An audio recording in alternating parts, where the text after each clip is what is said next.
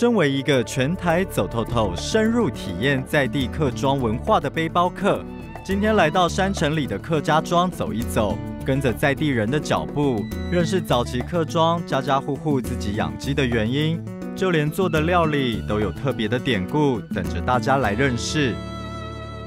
洪大哥，这些鸡这样都不会跑出去哦？会啊，我们平常都放它，没有关它。哦，平常门都是打开的，门都是开的，对，都不关的。以前啊，在客家人的聚落啊，自己家都会养鸡，对不对？对啊，以前没有钱可以去买那个肉食嘛，然后几乎都会自己家里养一些猪啊、养鸡啊，等于说给自己家菜嘛，对不对哈？家里初一十五啊都要拜拜嘛哈，就是养一些鸡来自己宰杀这样，所以就是方便呐。洪大哥小时候就是有帮着父母亲，然后养鸡吗？因为我们从小这边长大哈，家里大人做什么我们就跟着做什么，所以今天我们会养这么多鸡，也是因为父亲传授下来的哈，要怎么养，怎么好吃，都是一代代传下来的。对，把老一辈的养鸡智慧延续到现在，走进这里就好像时空依然冻结在早期的客庄氛围。而早期的客庄有一道使用鸡肉做的传统菜4点睛，就是现在所说的白斩鸡。这道菜的背后蕴藏了哪些特别的寓意呢？其实4点睛呢，就是客家人对长辈、对祖先的一个尊敬啊，所以它有4点睛。所谓4点睛，就是说，你看我们看得到哈，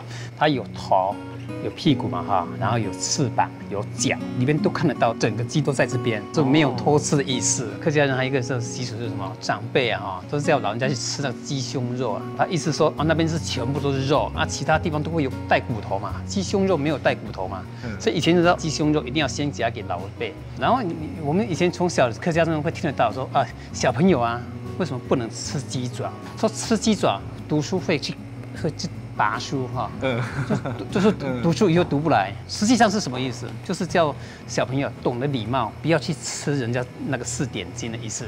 因为小朋友只会想啃鸡脚，那些头尾他不会想吃嘛。所以老人家就是用这一招来防范小朋友去给人家请客的时候叫他不要去吃那个鸡爪的意思。说以后你去吃鸡爪，还没读书为枣树。意思是这样来的。品尝一道料理，听着传统菜背后的小故事，4点睛的菜名，不只是吉祥好听，也代表圆满的意义。看似简单的一道菜，除了好客热情的含义外，还有重视伦理的理念在其中。